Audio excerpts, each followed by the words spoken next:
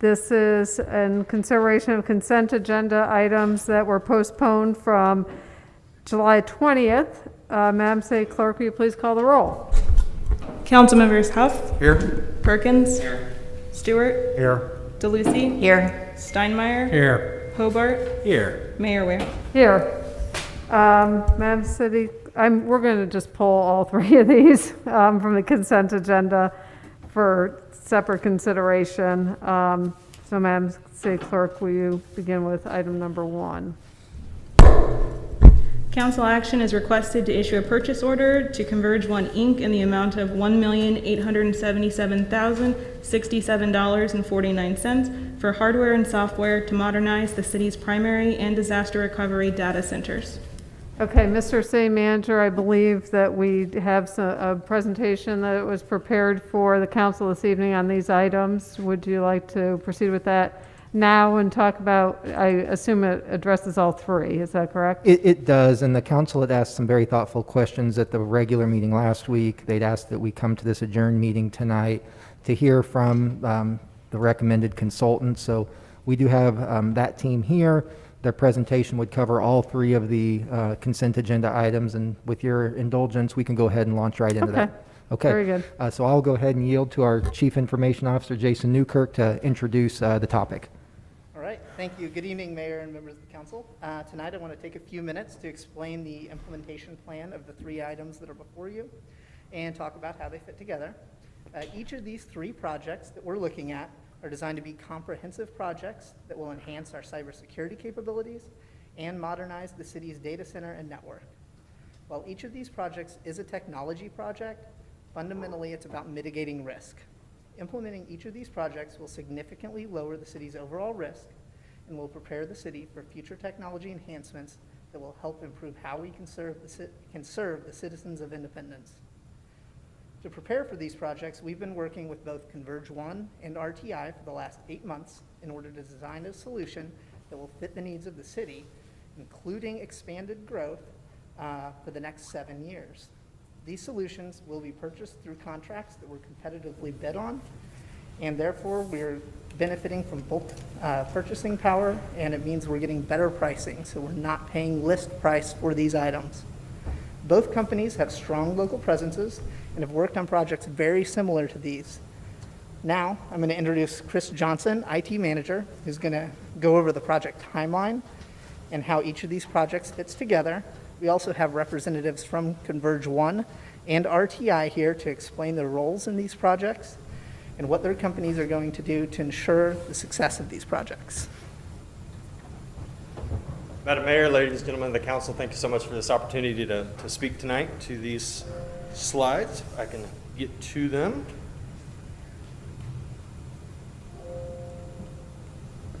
Arrow's not working, sorry. Try that one.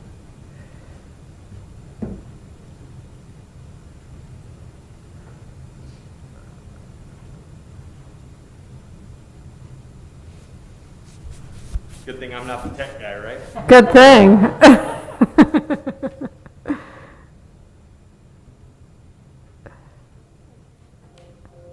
All right, we'll go without visuals. How about that?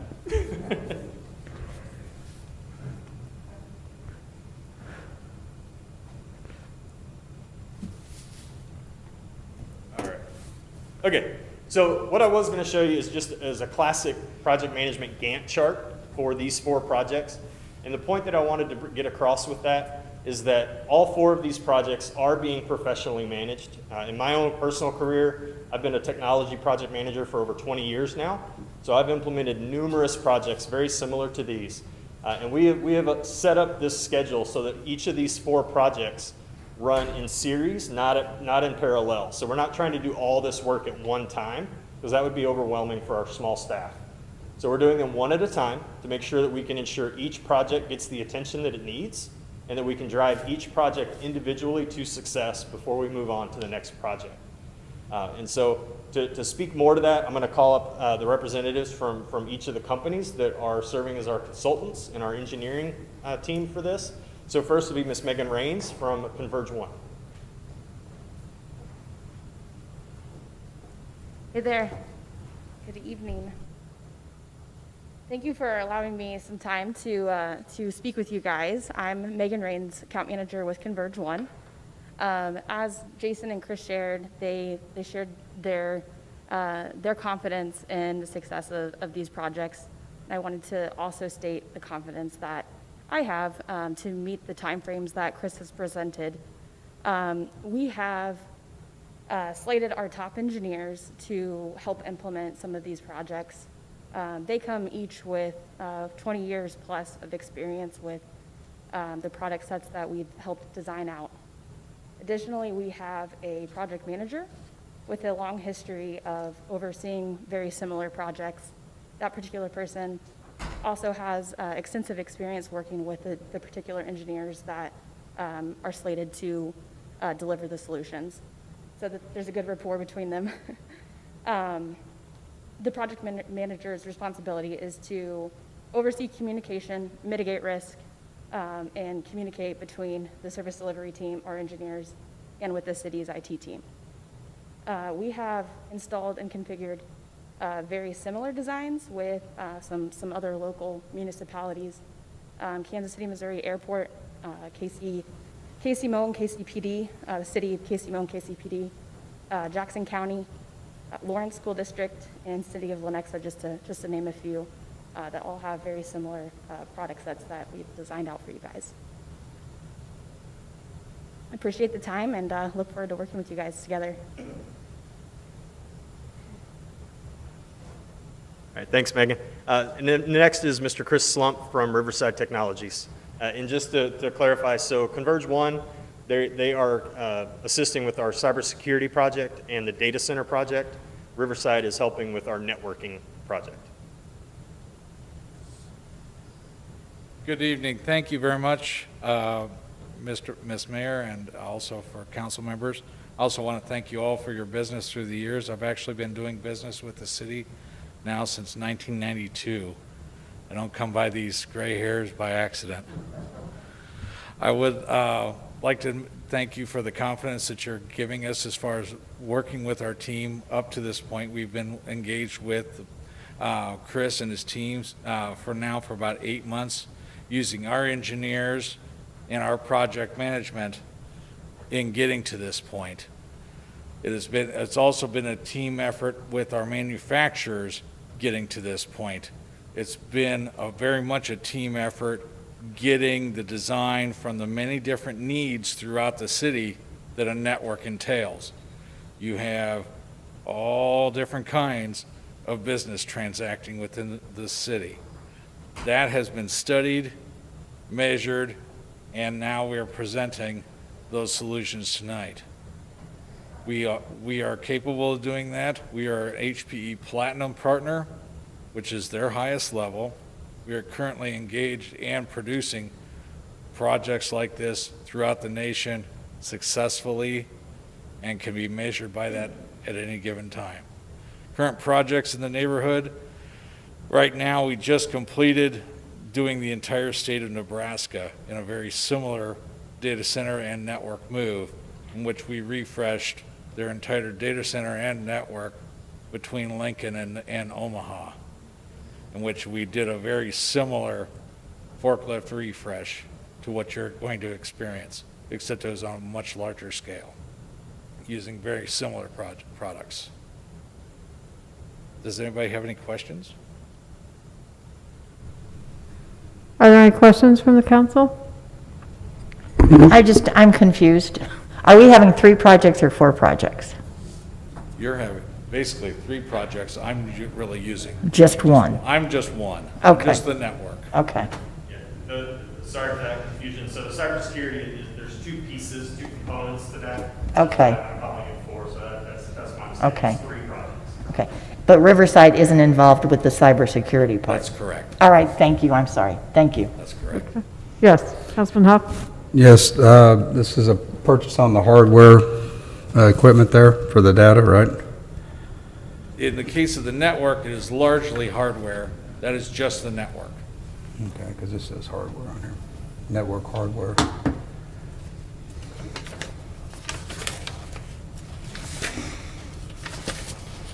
That's on item number 3 you're looking at? Yeah, it says here, the amount of this, for the network hardware that is required as part of the data center and network modernization project. Yeah, Okay. that's correct. The network piece is primarily hardware, whereas the other two items are hardware and software. Okay. Okay, are there any other comments or questions? Madam Yes, Mayor, I actually go had ahead. a question. Yes. Actually, I have a couple of them. So why is it we just, I mean, we're talking about replacing all this stuff at once. Why is it we just can't replace it as it goes out of service or as it's needed?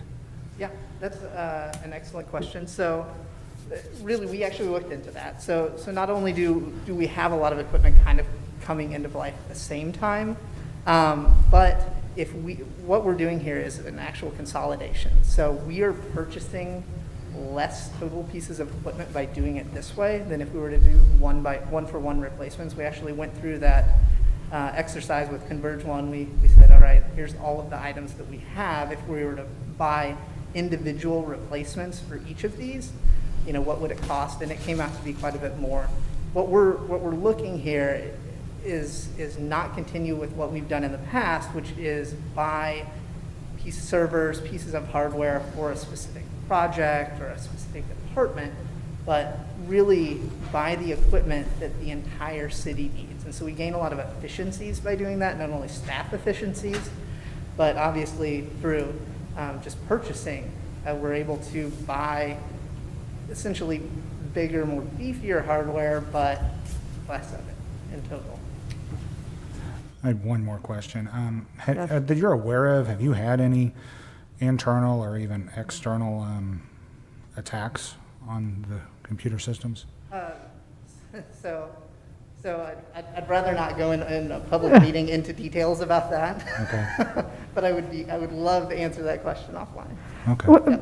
But the answer is yes. I I mean, mean, our yeah. system is constantly under Yeah, attack. Yes, yes, exactly, Mayor. Sorry, I guess I could have said that. Yes, on a daily basis, we can go and we can look at the logs within our firewalls, and we see malicious attempts. Now, none of them are successful, but we see attempts all the time, every day, yes. Okay. Sorry. Councilman Hobart? Thank you, Madam Mayor. So on all the projects, or separately, however you want to say it, what's our timeline for if we approve this, do Yep. the purchase, and then, Yeah, the Gantt chart that we didn't get to bring up here, the last day was 10 months. 10 months. So by the end of April. Okay. okay, end of April 2021, we should be up and running and should be fairly smooth. Yes. Any of the folks here from Riverside or Converge One, do you disagree with that, agree with that? Is that perfectly doable from your end?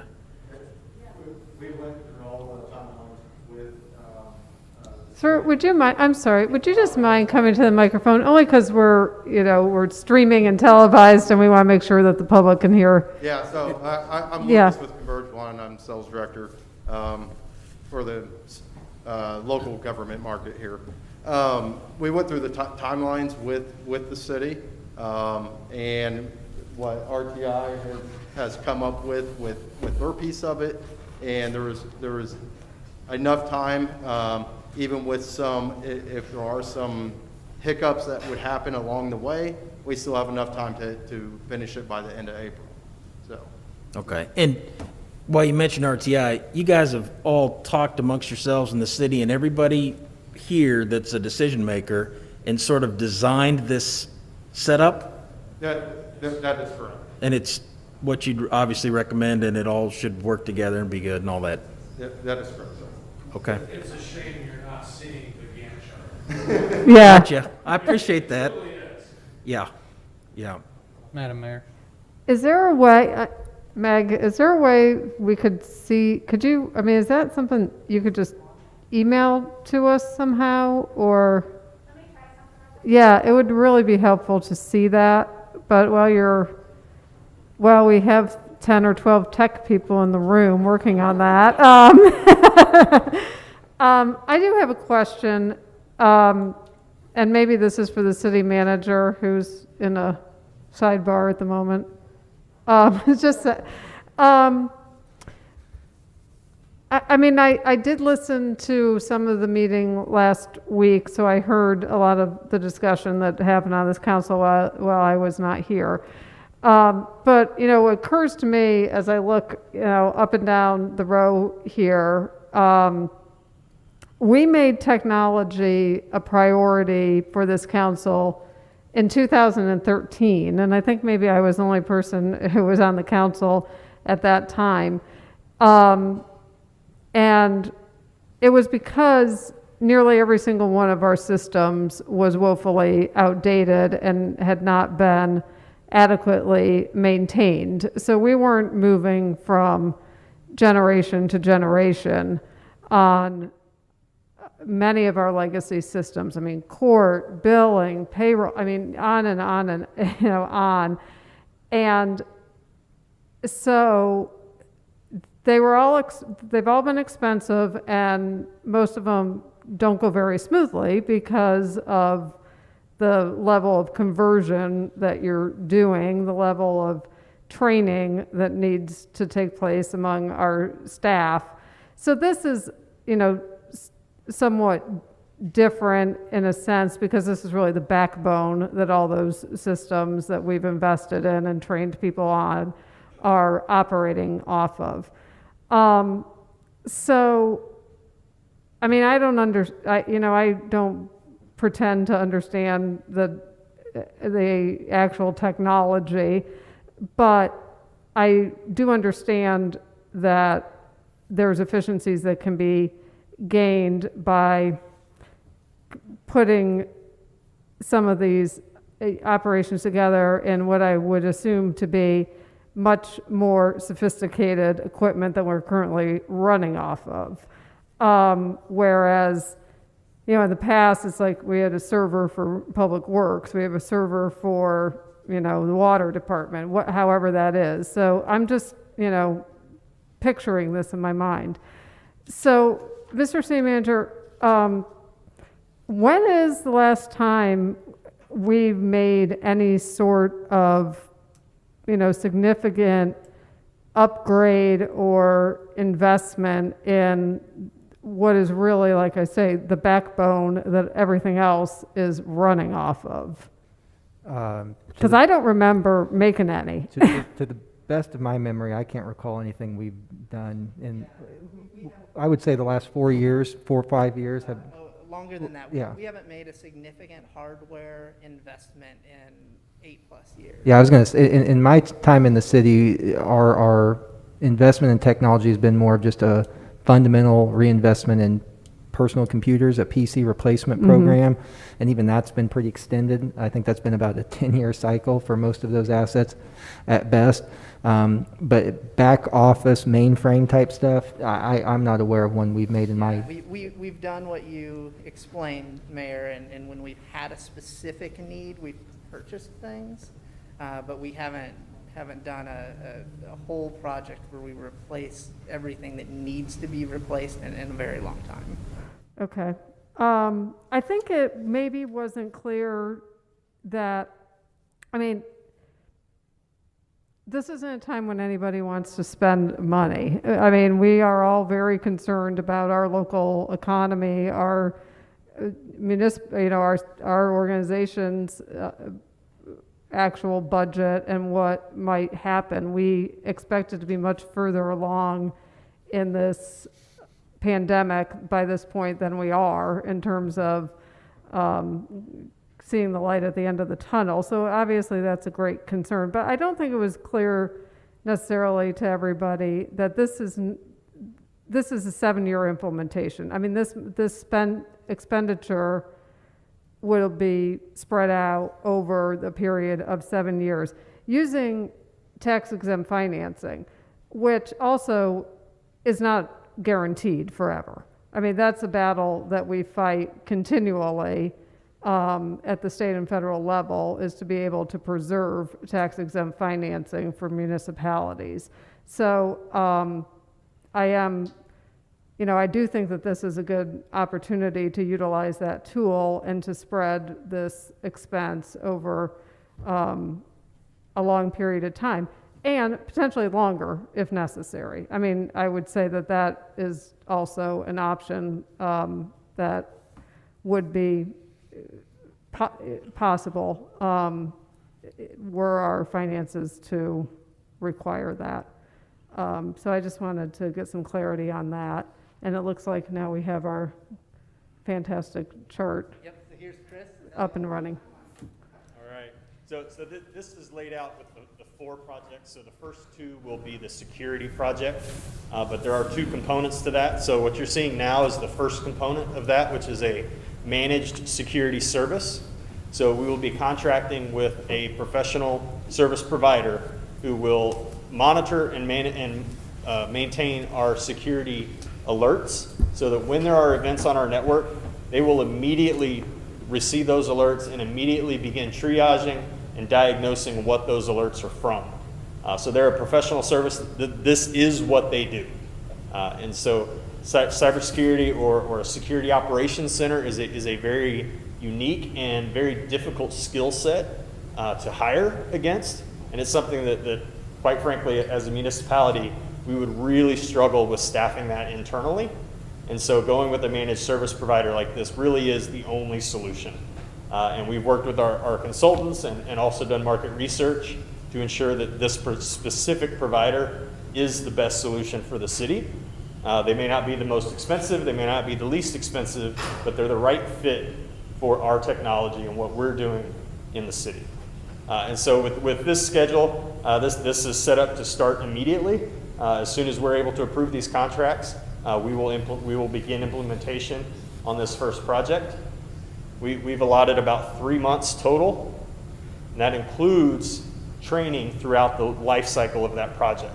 So from day 1 of the project, our staff will be working side by side with the engineers who are implementing all this new technology to make sure that we're getting the most training rather than just doing a quick training session or a handoff at the end of the project.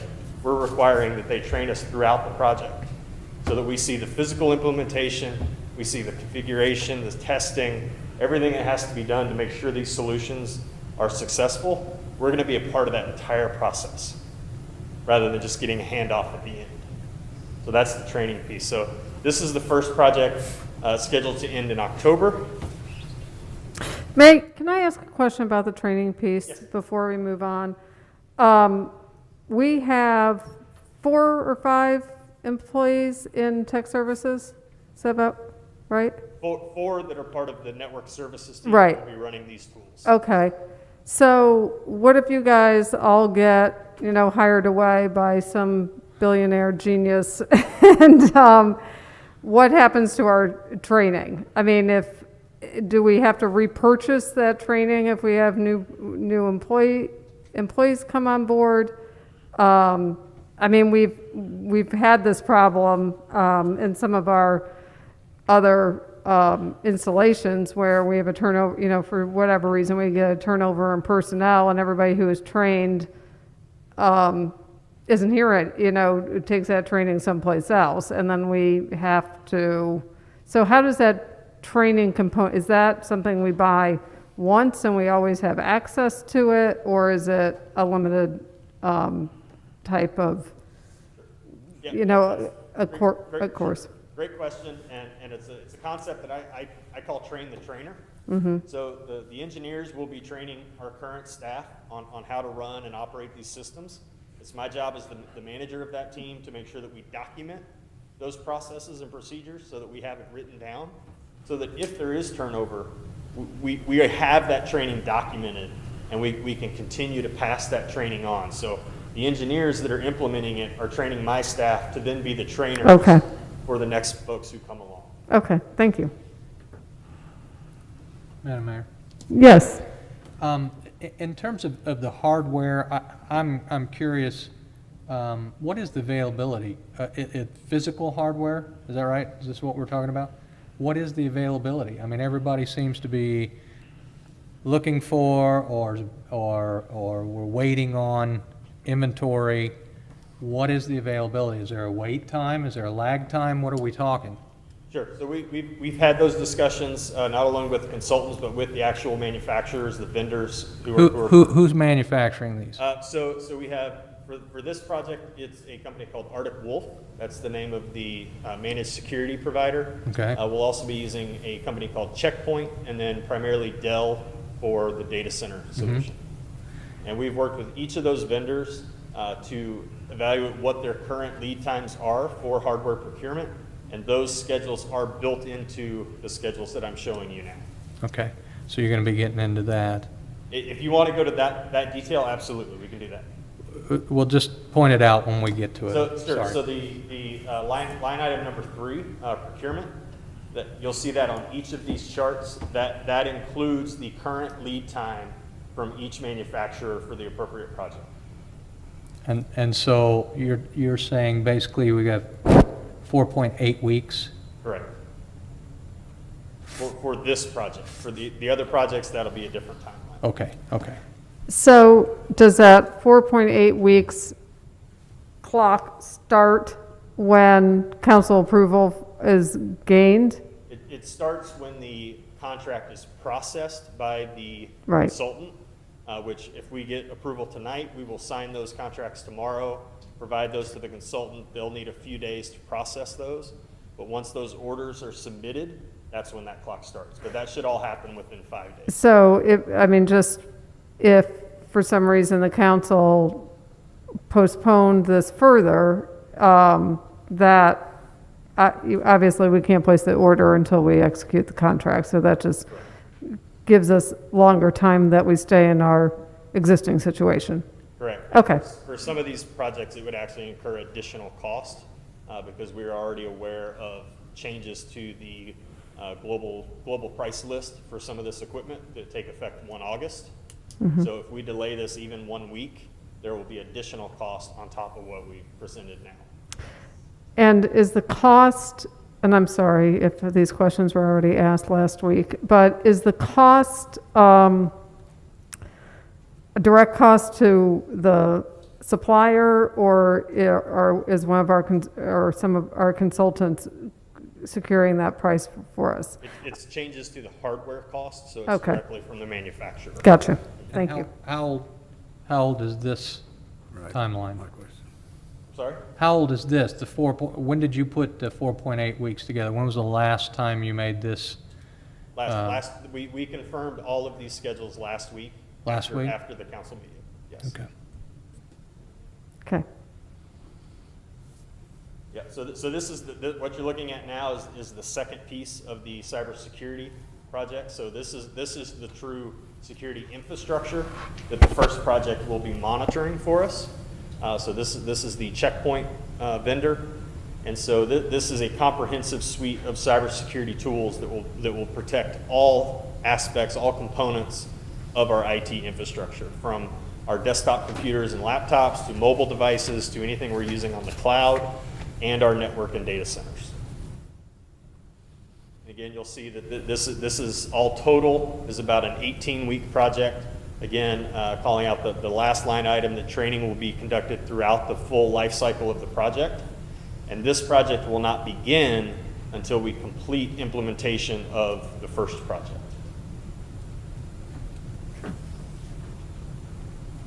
Moving on to the third project, this is the network piece through Riverside Technologies. So this is all of the networking gear that not only serves the data center, but serves each city building throughout the city. So IUC, the IPL Service Center, all the fire stations, every city building is affected by this project. So this is modernizing that infrastructure so that all the improvements we're making in other parts of the network can be realized in each of the facilities across the city. And again, this project will not, even though procurement starts now, we won't actually start the physical installation until November, when the other two projects for security have completed. Again, I don't want to overwhelm our limited staff. And then the final project is the actual data center modernization. This is probably the biggest lift, the most intense project of the four. And so this one you'll see has a much longer time frame. see to get that out of the way. But so this one all total is 40 weeks.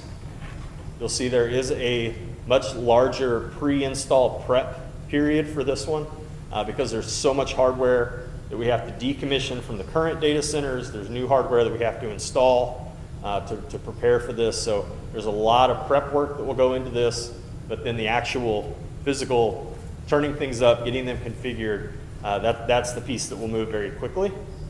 And as you can see, we're not scheduled to actually start that physical implementation until January to make sure that we've had plenty of time for the other 3 projects to complete. Any other questions about schedule? Other questions? Okay, thank you. Well, that's pretty much all we had for you, but if you have any additional questions just related to the project in general, I can answer those now. Okay, are there any questions in general about all 3 items? Yes, Councilman Perkins. Thank you, Madam Mayor. So through this whole time schedule, is there any anticipation for any downtime for any systems that we might have? I'm speaking specifically maybe payroll or anything with our billing cycles for our electric, water, utility, anything that could be interrupted that we could get ahead of that animal before we get another situation? Yeah, anytime you're replacing something, there does have to be, some downtimes, but they'll all be planned, and we will prepare for them so that they're as small as possible throughout these projects, yes. Okay. Madam Mayor? Yes.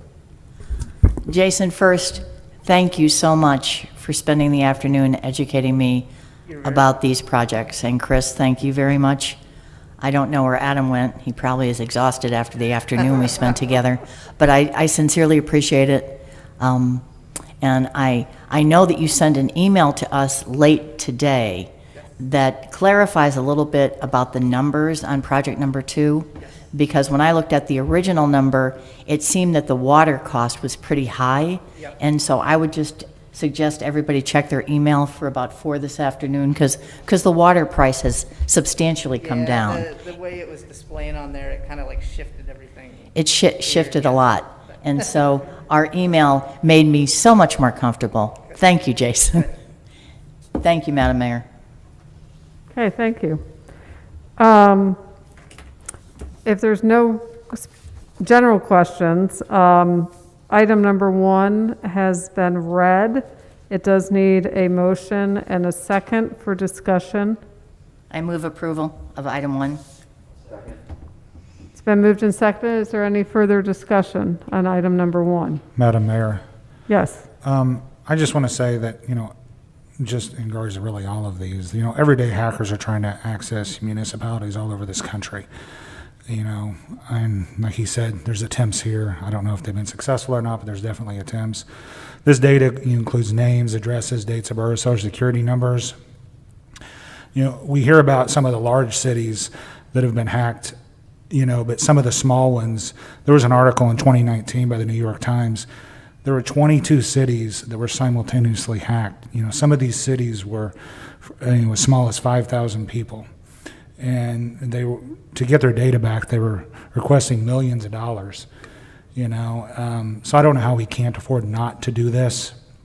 I've been in IT for, 17 years for a local government, in this area, and I've experienced a very small hack, and it went to one department, and it was a nightmare trying to correct it. Luckily, we were able to, we did it from a backup, and we were able to get our data back, but it was encrypted. So I just would like to encourage, my colleagues up here to, vote yes on these items. That's all. Thank you. Thank you. Is there any other discussion on item number 1? Hearing none, please call the roll.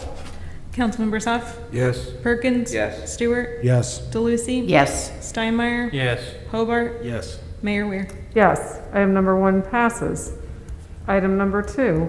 Move approval of item 2, Madam Mayor. Second. It's been moved and seconded. Is there any discussion? Madam Mayor, Yes, Councilman Steinmeier. I have some concerns on our cybersecurity that I don't I mean, I would like to ask more questions, but I don't know that in a public session it's the best place to discuss our weaknesses and vulnerabilities. So I'm not sure that I'm at a place where I feel comfortable voting yes on something that I have more questions on, but I'm very reluctant to discuss my concerns for all the world to hear right now. So I'm wondering, is there a way that this item could be moved to an executive session where we could get more information, ask questions about concerns? We've been thinking about that all day, and our attorney is not here with us in person this evening, but Mr. City Manager, I presume you've spoken with our city attorney. I can't see anywhere in the Sunshine Law where that would be allowed, but do you have a different opinion on that? We really tried to figure out a way, after hearing some of those concerns, because, there are some major sensitivities around this topic. It's probably not the best idea to wave a road flare and discuss your vulnerabilities. So I do appreciate the sensitivity the council is showing that. Unfortunately, because we do, if we were in a sealed proposal, we would probably have a different avenue. Where we're at now, we don't see that the Sunshine Law is giving us the flexibility to talk about it. Well, that's comforting. Yeah. So you're saying if it's an RFP, we would have been able to discuss it in a private session, but being it's a Because purchase power agreement? Well, because we're not at a place where we've, opened up the proposals, made a, recommendation, et cetera. Yeah, we're beyond that point in time where we'd be able to do that. Yes, exactly. I'm a little concerned about that. I hope Mr. Newkirk took this and he's going to be the one responsible for this, and that all these goals and objectives in a finished project meets what he needs to have this done, in the right way. So I have no problem other than that. Madam Mayor, if I may. Yes. So if we postpone item number 2, does that kick in, where did Jason go? He's right there. Does that kick in some of the delays and the cost adjustments, time frame adjustments that was just discussed? Yeah, I mean, so if we delay the cybersecurity piece, then yeah, we're gonna have to kind of rework all these other schedules, yes. But by approving this would put those safeguards of cybersecurity in place, get Yeah, moving so on that? Project 1 and 2 are cybersecurity Right. related. The reason we're doing those first is because I feel that those are the most important things to take care of. So, yeah. And this is the most cutting, up-to-date technology that we have that would fit for our specific This is what needs we right need. here? Yes, Okay. this is the best fit. Okay, holding you to that. Okay. So if I may, so since we're going to be forced to talk about vulnerabilities in order for me to know how to vote, I think this is a very small amount for the security of our residents. Yeah. And that includes me. Right. So it includes not just personal information, but the grid that we rely on. And we're spending less than 1%. What's our security? I mean, what does this team bring to me to give me the confidence to know that the people of Independence, their personal information is not going to be compromised? Right. How do I know that this was the best plan, security, infrastructure, and support service that we had available to us? Right, yeah, no, I mean, when we looked at these and we worked with our vendors, our goal was to find what was the best fit for the city, taking into account the fact that we have, our own utilities, the size that we are, the number of buildings that we have, number of users, and really our vendors were very helpful on this. They work with a lot of local governments, and so they were able to make some really quality recommendations on this to get us to the point that we need to be at. And I feel confident in the solution that we're putting forward here. Okay, so with this team in place, and I mean, I'm not going to sit here and ask for guarantees of our cybersecurity, but if something does happen, what's our plan? Yeah, so that's a great question. So project number 1 with Arctic Wolf, So that built into that is incident response. So there's always a chance. No matter what you do, there's always a chance that something could happen. And so that's what we've got them there for. They're doing, these real-time monitoring of the network that Chris talked about. But if worse comes to worse and something does occur, that's why they're there. They will do that incident response, help us mitigate the problem, and get us back up and running as quickly as possible. So when you talked about mitigated risk, this is specific to cybersecurity? When I say mitigate risk, I'm talking about cybersecurity, but I'm also talking about risk related to downtime, related because we don't have the technology infrastructure in place that this city should have. All right. I mean, I'm at a loss of what I feel is right. I don't know that what we're doing is enough. And I don't want to just do something, and I don't want it to be just a value. I want it to have accountability, and I want those to be equal. But I don't know that I'm getting that. And I think Ms. Raines has something to say. That's fine. Some of the things that you said that I wanted to make a point about also the data center project, which is item 3. I think the way that some of these are separated out have cybersecurity as an overall name of the project, but also some of these other designs have security in mind and throughout all of the designs. And specifically the data center as part, there's a disaster recovery plan that we've designed out. I'm sorry, say that again. I couldn't hear you. That'd be hard, I think. With the data center plan, there is a disaster, with the data center project, there's a disaster recovery component to that project. It is overall protection of your infrastructure and those systems. So backing up, there'll be some new schedules and things like that, so that if something does happen, there is a disaster recovery plan in place that also is part of the other items. Okay, so this $1.5 million that we are saying is for cybersecurity infrastructure, but if I understand you correctly, that's layered in every phase of this project, that there's security components on everything. So our overall, I mean, if we're just talking in terms of dollars expended, if that's what you use to, as Councilman Steinmeier say, determine value and accountability, it's more than this $1.5 million because of the other costs that are included in the other projects, which, overall really isn't that much money in comparison to our overall budget, and especially our overall utilities budgets and the amount of confidential and secure information that's contained within those data points. It still, seems like a small investment, but if I understand it correctly, I don't know if we could actually glean an actual number by figuring out exactly, and it doesn't matter to me anyway, but that there's other components of security built in. Real quickly, like if you took what we currently have, I mean, how does this new system compare to that? What would your comparison be? Sure. So I want to respect your right to an answer.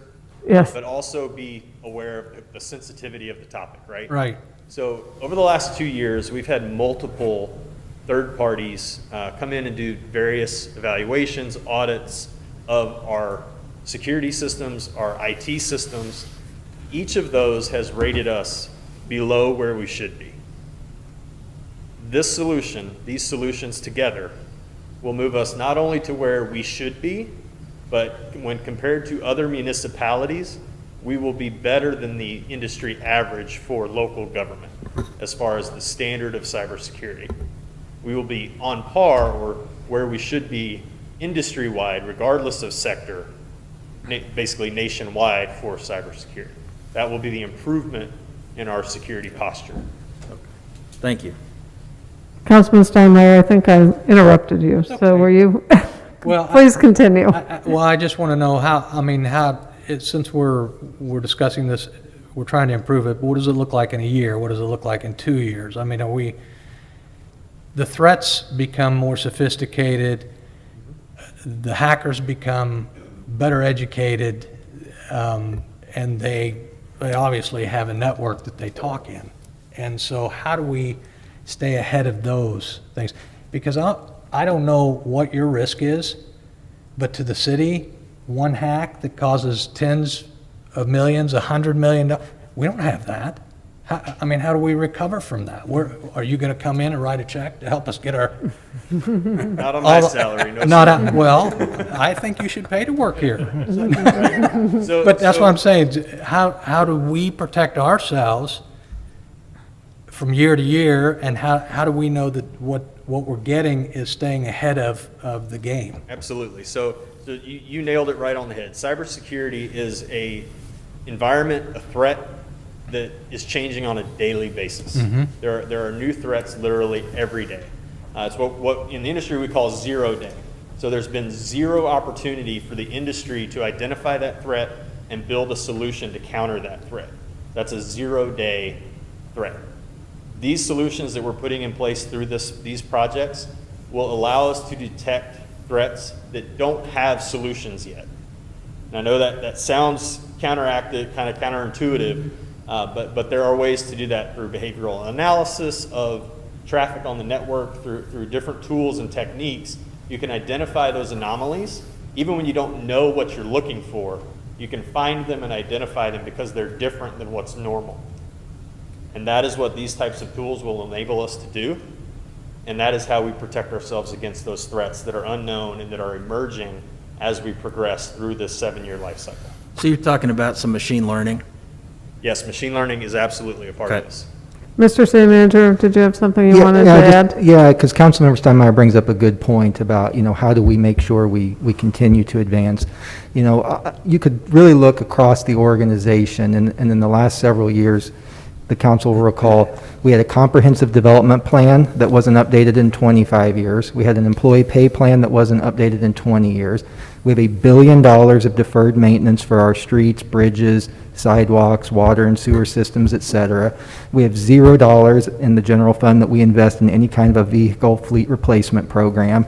And you've heard tonight that we've piddled around with, back of house type things with software systems, technologies, et cetera. The key is these things aren't cheap and they aren't necessarily glamorous, okay? It's a lot more fun to open a new bridge or build a new building or whatever. But these are the things that keeps a city functional, and the responsibility is mine and this council's to make sure that we make these investments on a regular basis so that they don't swell into multi-million-dollar projects over the year, and that they don't get so antiquated that implementation becomes an absolute boondoggle, and that we make ourselves vulnerable to any kind of hack or breakdown or whatever may be. I can tell you from my annual budget meetings, it's not been a lack of our tech services team bringing these things to our attention. It's been a matter of prioritization, and this has to be something that we keep as a priority at the front of mind and make sure that we make these investments on a timely, routine, regular basis so that we don't just, do enough and say we did something, but that these investments actually mean something. And that's my concern, is that we're just doing something and saying, look, we're doing everything we can. I don't want the security of our city to be some bargain basement, Wild Woody deal, right? I want to know that what we're going to spend actually brings elevated value of security for everybody's personal information that we ask for, and that's my chief concern. Madam Mayor.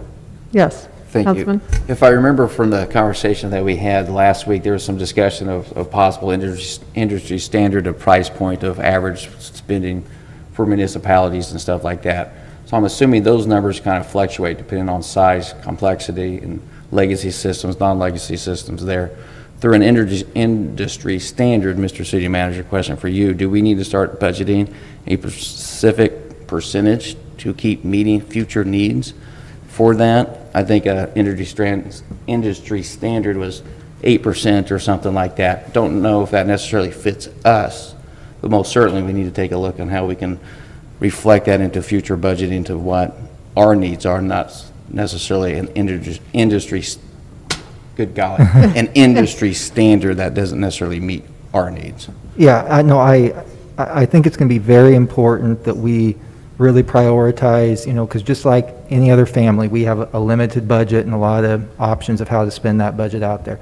We're going to really have to start prioritizing, and as we've discussed and the council has made an expectation, putting performance measures and data around these so that we don't just do these things because they've been our tradition or they are nice to do. But again, what is that return on investment that we're getting for them, and stating that, we know that these are the amounts that we need to invest every year to hit the metrics and the marks that we are setting our expectation for. And that's true of these cybersecurity investments. They're true really of anything in your budget. We need to decide how much of whatever service it is out there that we want to buy, and then make sure we make those investments every single year. So to Councilman Steinmeier point, and I think to the rest of the council, because this is a 1.5 and it's going to be below an industry standard, but we're getting the quality and the most absolute best product for this money. We are getting the absolute best fit for our systems. Yes. Good phrasing. Thank you. We could absolutely spend more money if we wanted to. Right. Thank you. And I'm glad Councilmember Perkins said that for the industry standard. I mean, as a municipality our size, but let's keep in mind we're a municipality that also owns its own utilities. So we're at a higher risk. So my question is, now that that's been asked, is what should be the standard of the percentage of a budget to make sure that all aspects of our municipality are included in that security, if there is one? And I'm not asking you to come up with a magic number, but I'm just really struggling that we're spending 0.6% of our budget to secure a municipality this size that also includes its own utilities. Yeah, so I can't provide that hard number. But what I can tell you is that all of the solutions that we've put together and that we're presenting here tonight not only include protections that are required by law for our utilities under the NERC and other guidelines that are federally mandated because we run our own utilities. We also have other federal requirements that these solutions all comply with for criminal justice information, for payment card industry requirements for all of our credit card transactions that we do, and also for new emerging requirements that affect our water utilities as well.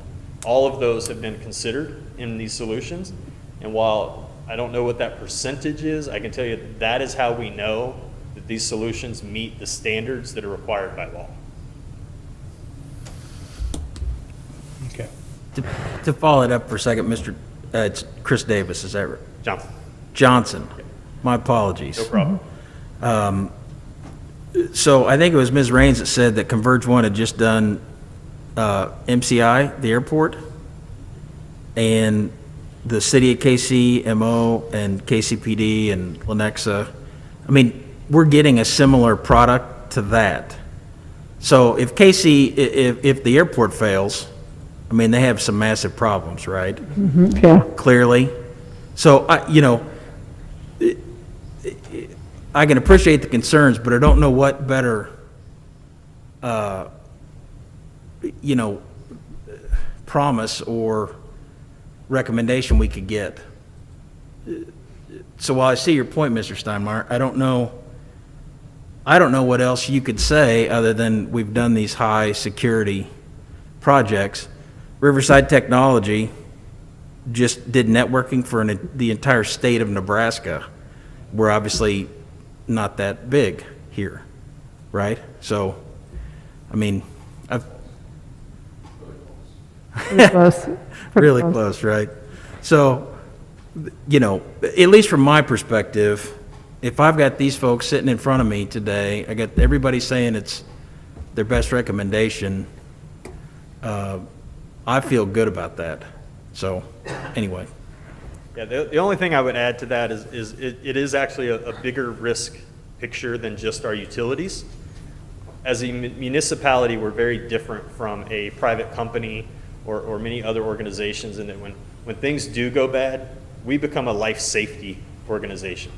And that is also the risk that we're managing with these projects.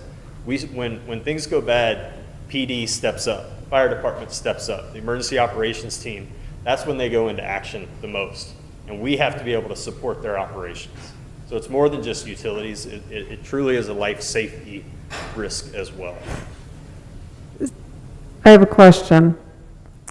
This investment that we were considering this evening for infrastructure and support services, I presume we will continue to do periodic risk analysis of our system. And if we find weaknesses that we didn't anticipate we can certainly provide reports to the council members regarding that.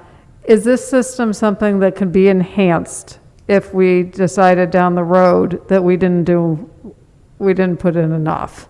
Absolutely, yes, ma'am. The solution you have tonight is what we have determined to be the bare minimum to do what needs to be done.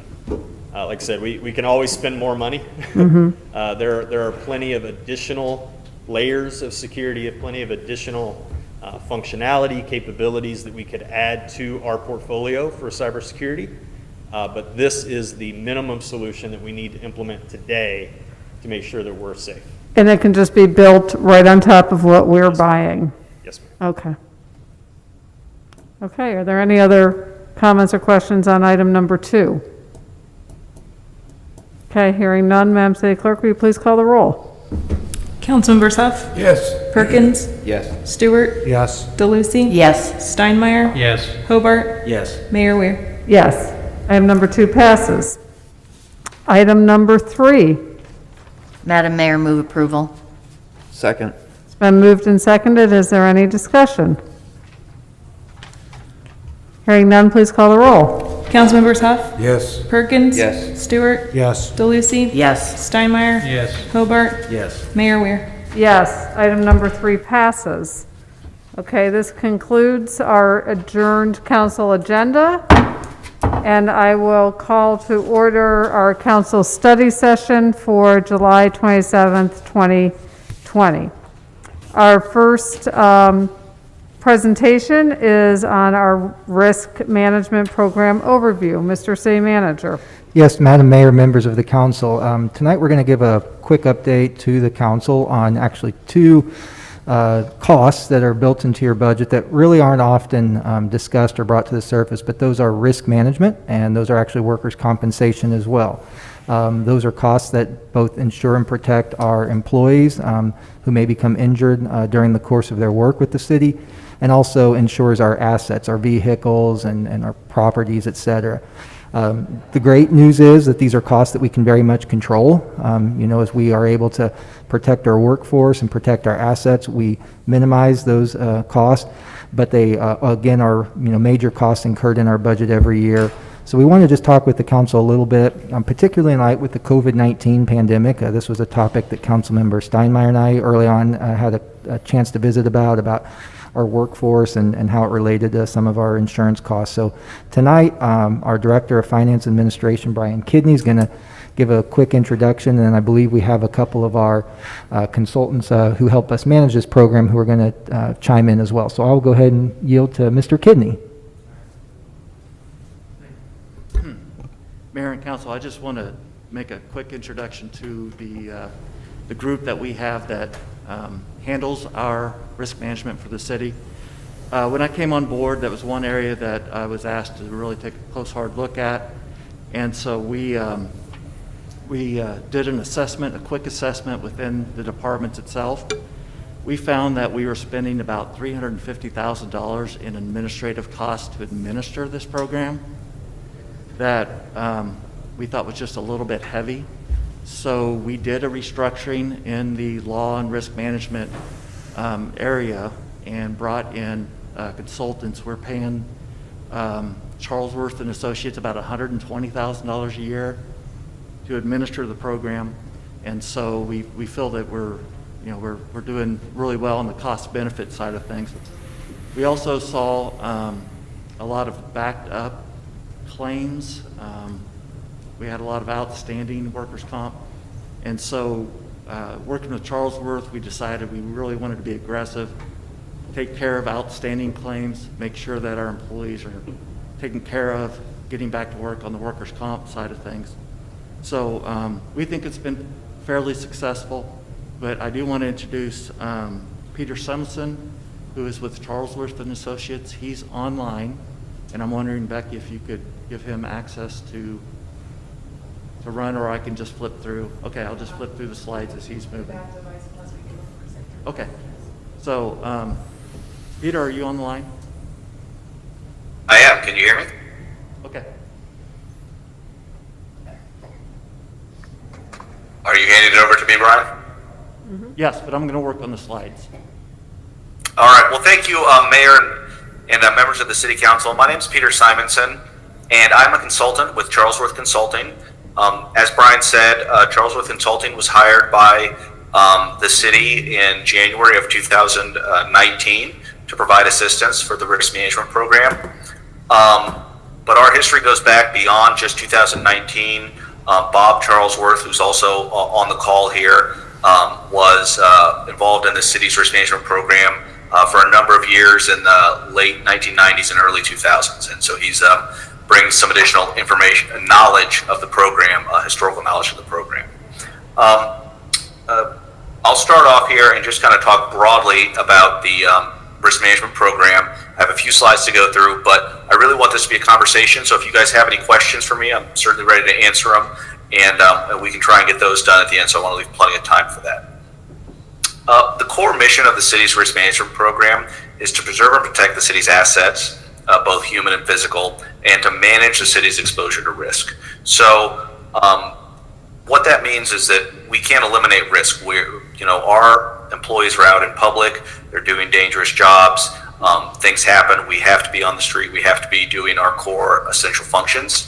And so while we cannot eliminate all risk to the city's property, the city's employees, or the city's reputation, we try and minimize those as much as possible through a robust risk management program. Prior to 2019, the program was administered out of the law department.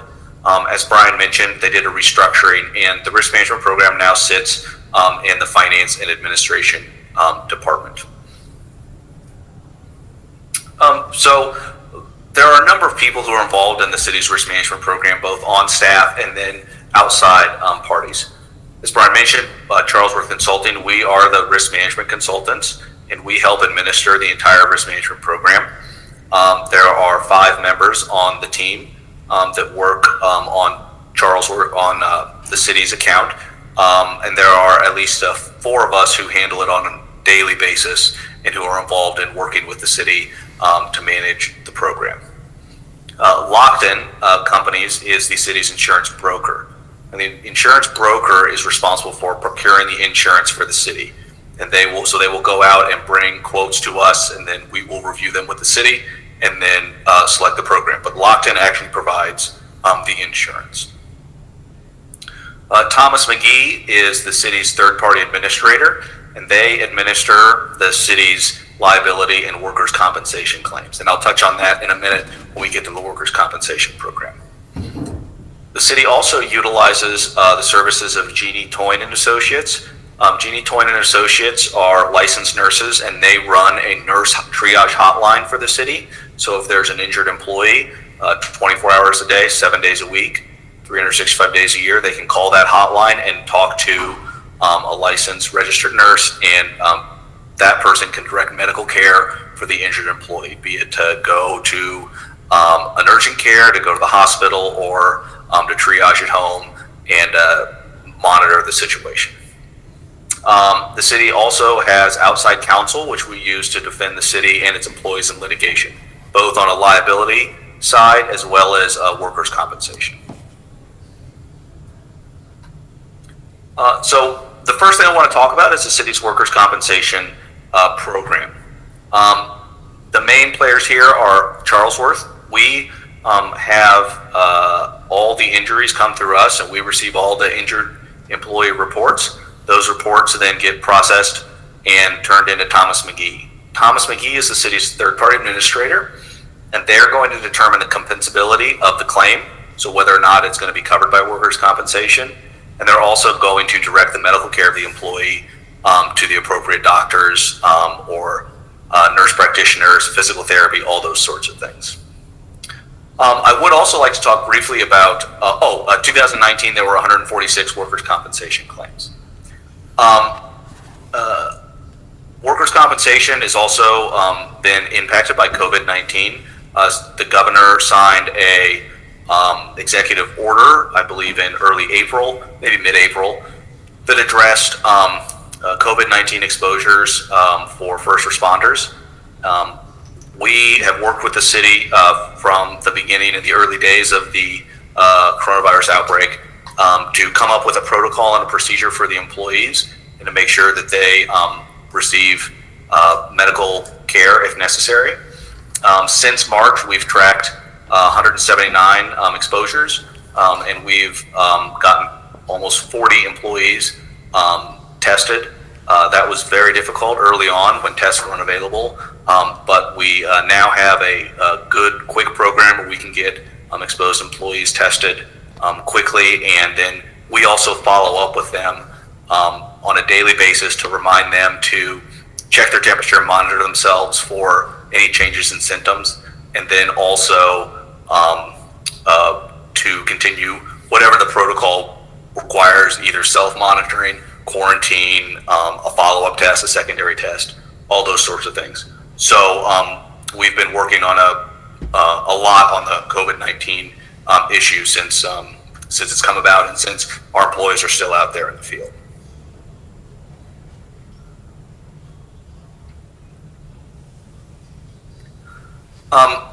As Brian mentioned, there have been some changes to the workers' compensation program in the last 18 months. The first thing that he addressed is the paying of old claims that remained open. There were a number of claims that had been open for a number of years, and one thing that we've really done over the last 12 months is try and get those claims resolved more quickly. The way we look at it is that's money that the employee is entitled to if it's a workers' compensation claim, and so we want to make sure that we pay those claims in a timely manner and resolve those disputes. So we've really worked hard to close out old claims that have been on the books. That also helps us from a financial perspective because then the city doesn't have to carry those liabilities once they've been paid. We've also tried to improve the injured employee experience. We have somebody on our staff who is a workers' compensation navigator. That person makes personal contact with every injured employee, and we're really there to be a resource for the employee. Thomas McGee is the one who will decide, how much the claim is worth, or how much, or where the medical care is. What we try and do from a Charlesworth's perspective is be a resource there for the employees to explain what light duty is, to explain to them how their physical therapy schedule is going to work, to answer their questions and their concerns, and just to check in on them and see if they're having a good experience, if the providers have been treating them fairly and with respect.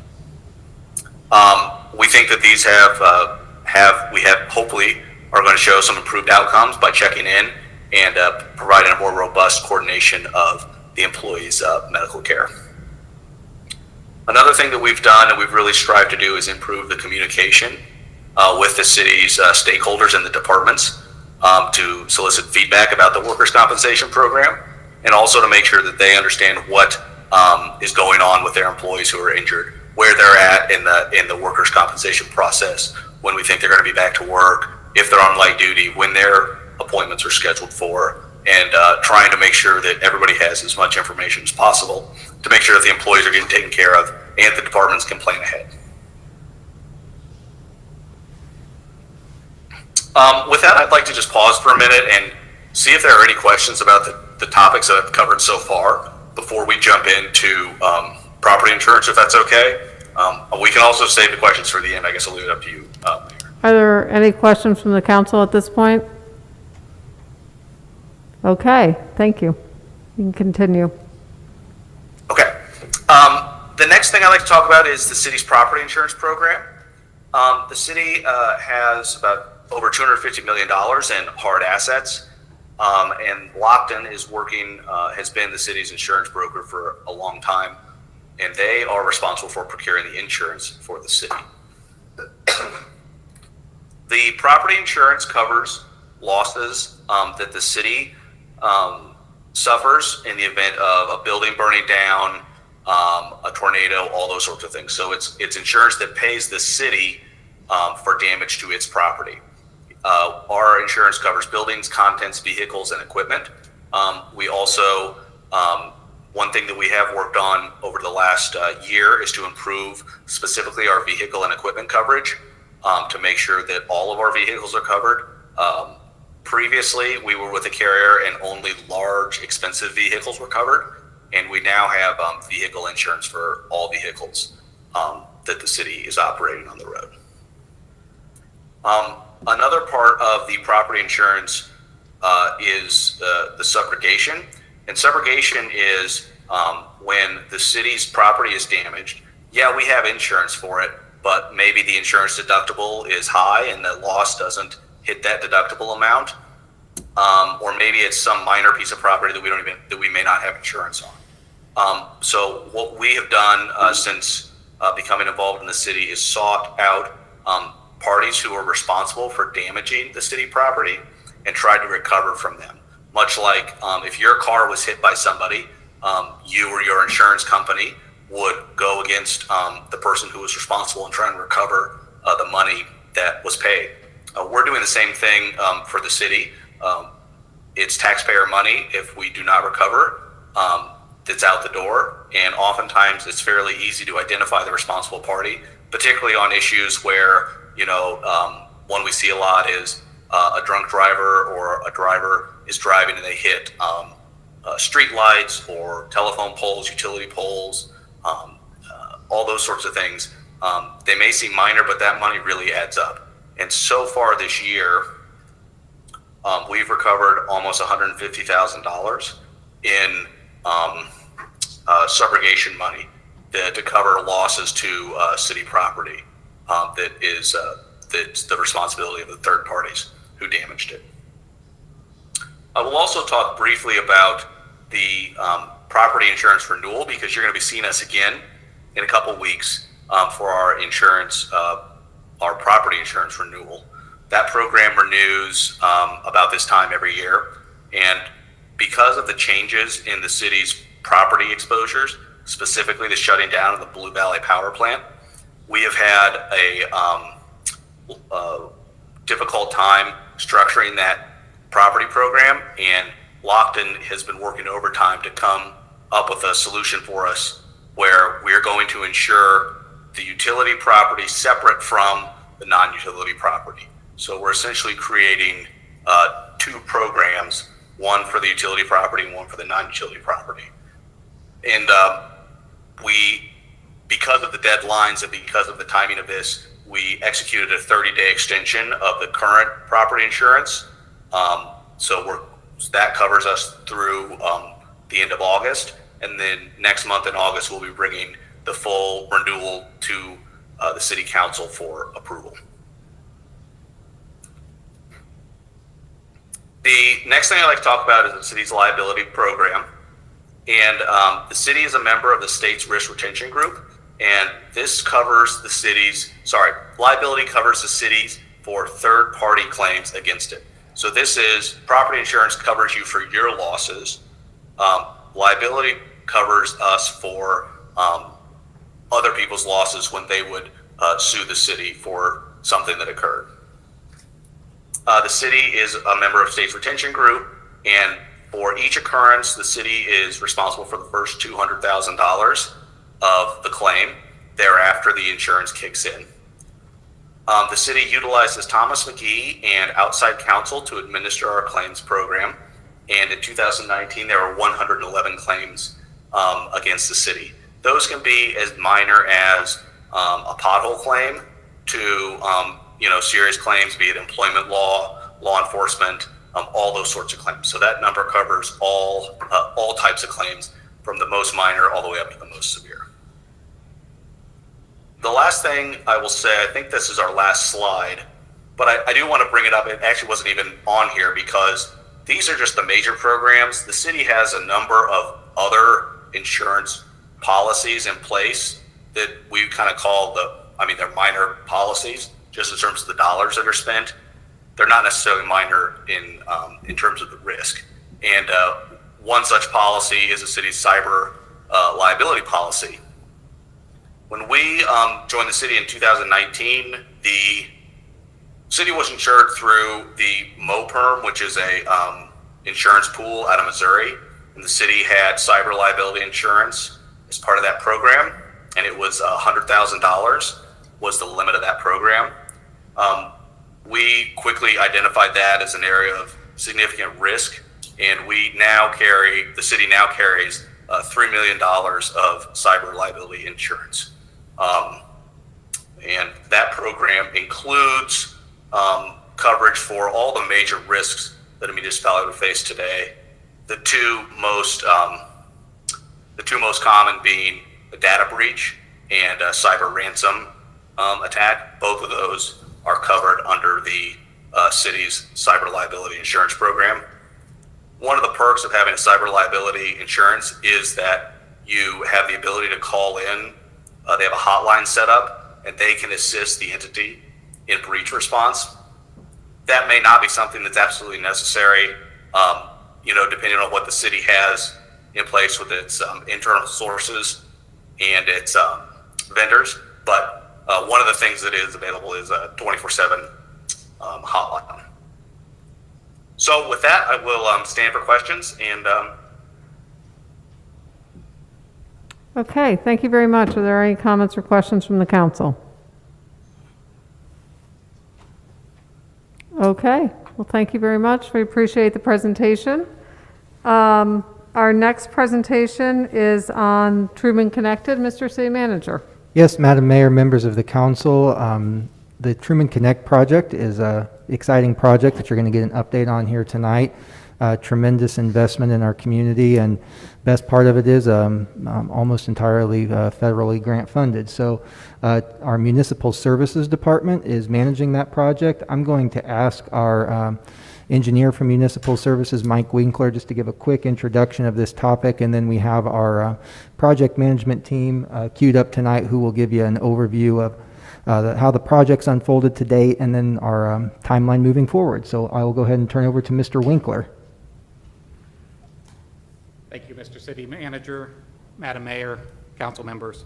My name's Mike Winkler. I'm with the Municipal Services Division, and we have on the line two individuals that are going to help with the presentation itself. Jay Abers with WSP Consulting. They were the firm that did the actual planning sustainable places and the Truman Connected study, and then also Therese Pendleton. She was the one that helped out with the square streetscapes charrettes process. The Truman Connected, with a quick introduction, is actually a connection of 291 and the 24 highway corridor all the way through the downtown square using Best Truman Parkway, all the way down to the using Lexington through to Inglewood District at Sterling and Winter, down to Sterling and 40 Highway. And this is including multimodal improvements and safety improvements for that corridor. With that, I'll introduce Jay Abers.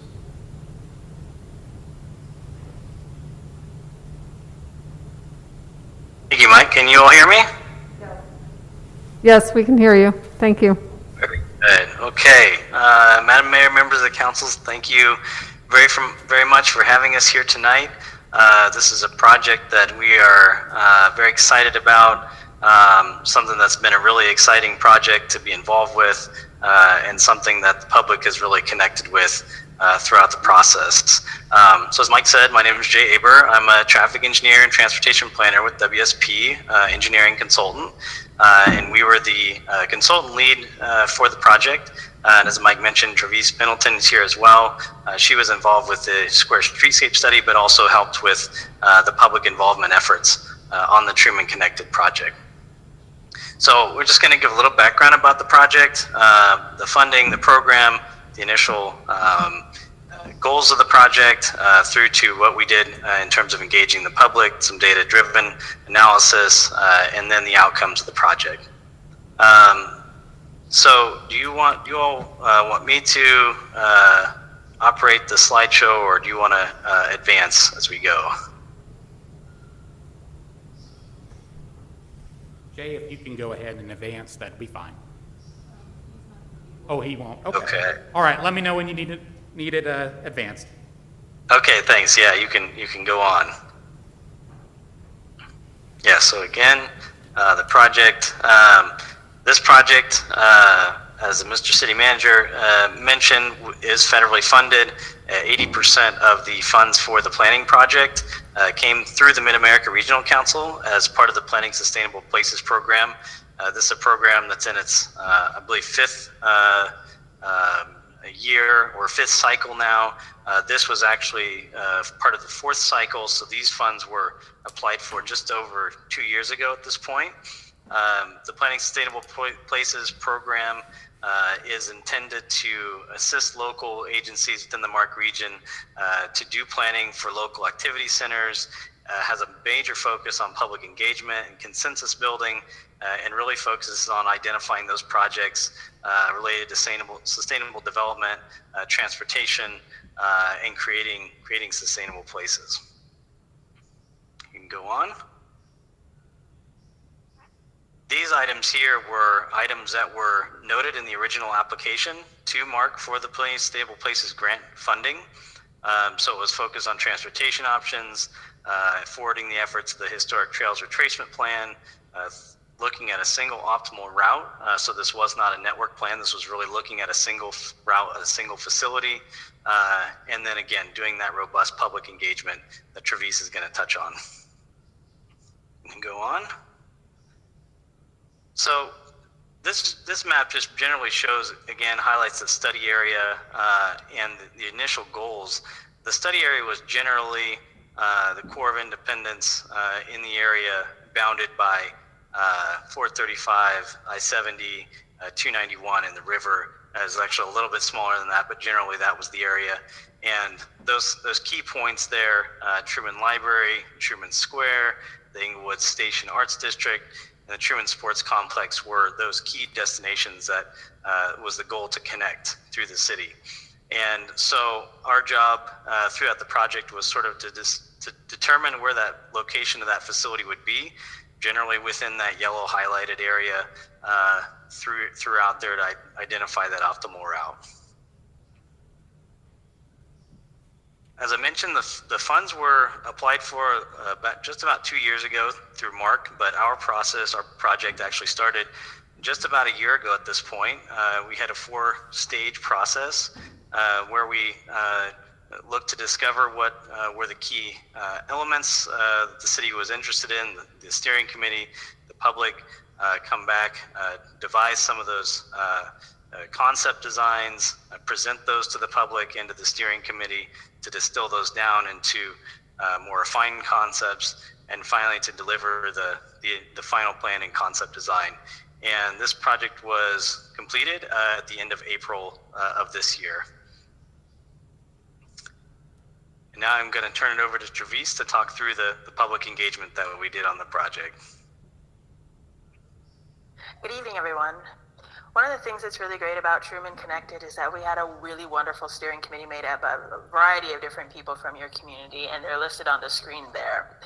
One of the things that was important to the steering committee is that we put an emphasis on making equitable, all ages transportation access available through this project, because there are a lot of people in Independence that are traveling not just in their cars, but they're traveling by foot, they're on bicycle, and they're using transit because they lack the car. And so what we want to do is make sure that we have more sidewalks and trails, and that those are connected to the destinations and the other pathways that people want to take. And one of the other things that was important to the steering committee is that we think about how that type of connection could also provide opportunities for tourism.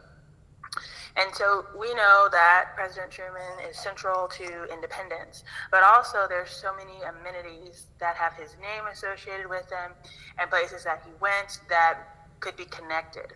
And so when we started the project, it was originally called Truman Connect. But then the steering committee asked if we could change it to Truman Connected so that we could connect all the different venues and spaces that Jay showed on his previous map, but that we could also touch the places that people need for their daily lives, like shopping areas and things of that sort. So we had a lot of really great feedback from the steering committee, and the things that we learned from them, we learned throughout the entire planning process that Jay showed on the previous slide, but also the community echoed that feedback. So on the current slide, these are all the different people that we were able to talk to. Our greatest engagement success was doing in-person meetings in places where we went to where we knew people were already going to be. Y'all have a great farmers market, and that's where we got to talk to a lot of people. We also talked to people during your art walk down in Inglewood Arts District. We had online meetings as well, or not online meetings, but online opinion surveys, and we got hundreds of responses that way. And so what you're seeing in the screen on the right are pictures of us doing our pop-up meetings in the art district or at the farmers market. Again, we got a lot of great input in terms of what should the connection be like, where are the places that people walk right now, where do they bike right now, and what are the routes that they take during that process. If you go to the next slide.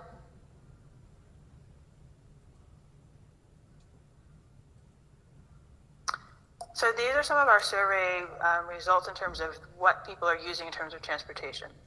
A lot of people travel by car, but everybody doesn't do that. And they would like to be able to walk and bike. It's important to get this type of feedback because it helps to make us make certain that we're going on the right track with the project. And there's lots of different options when you start thinking about what are your accommodations for bicycling and walking. So on the next slide, we're going to show you some pictures of what we learned that people most preferred. And really that had to do with providing safety in your walking environment, and safety from the people that we talked to in Independence had a lot to do with making that pathway off of the street buffered from traffic so that people felt most comfortable. And in order to get a feel from people, we asked what routes are they taking right now. We also showed them a lot of different pictures about what the different options could be. And by and large, people picked the ones that were off of the street. With that, I'll turn it back to Jay.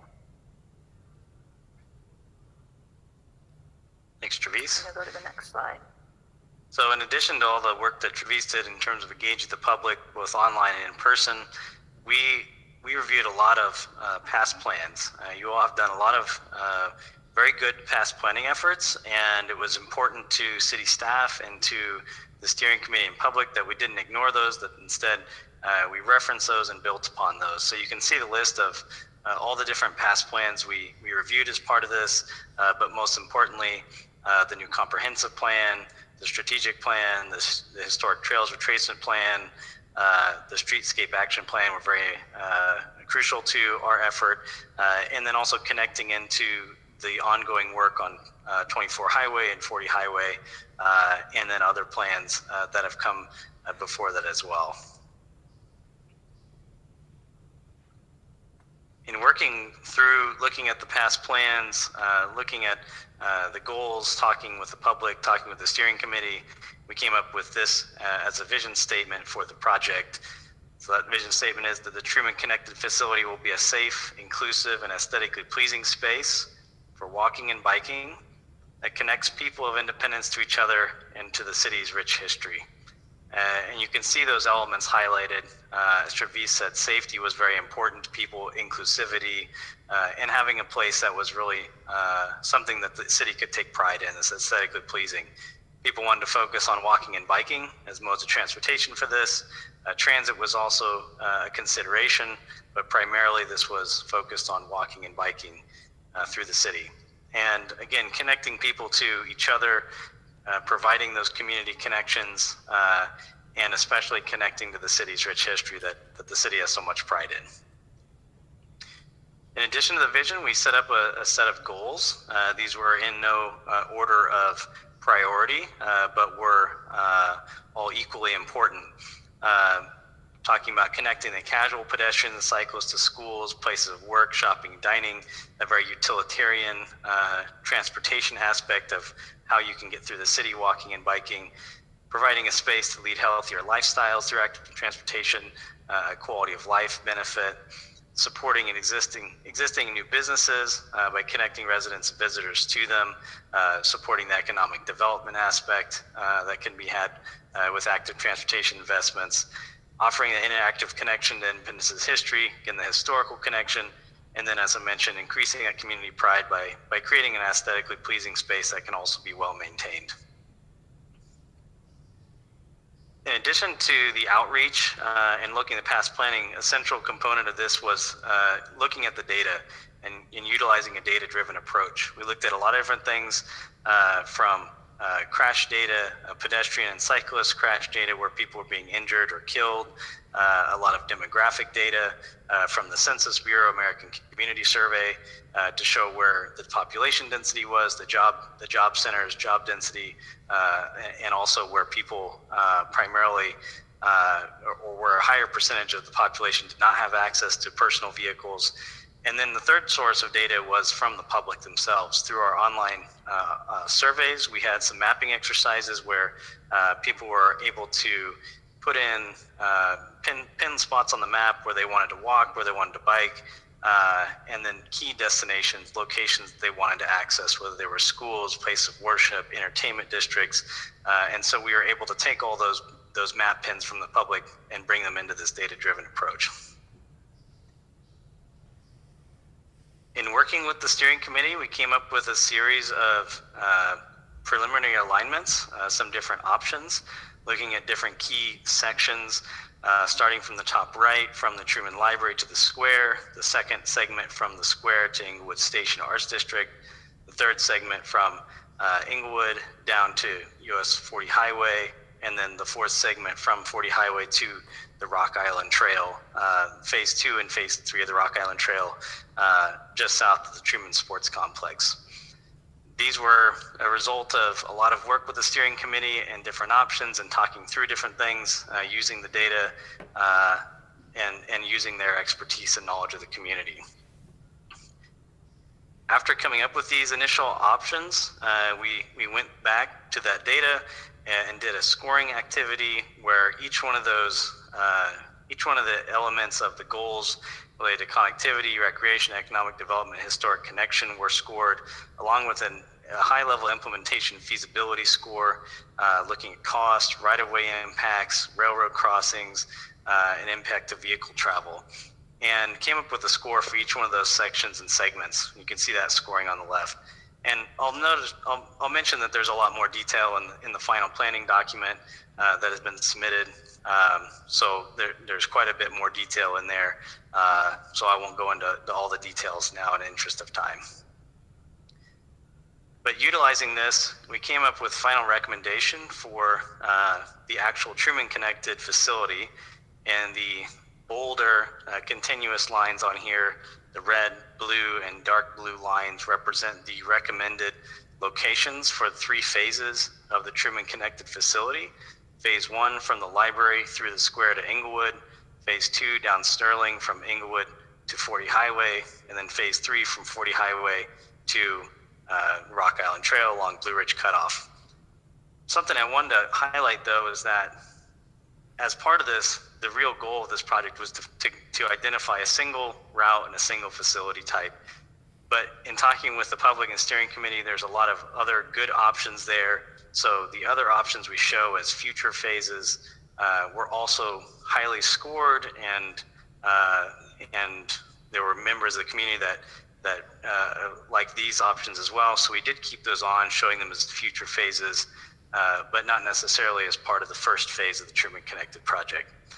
And you'll notice the star rating in the bottom right there. We took this option or this map to the public, to this the open house that we held and online, and asked people to give us a score or feedback on this. And that 4.2 stars out of 5 was the feedback we got. So we had very wide buy-in for this concept. Taking this one step further then, we put together a detailed concept design for the Phase 1 project from the Truman Library through the square to Inglewood, including cross-sections of the roadway and plan views, locating exact locations of the facility, exact facility types, and widths throughout.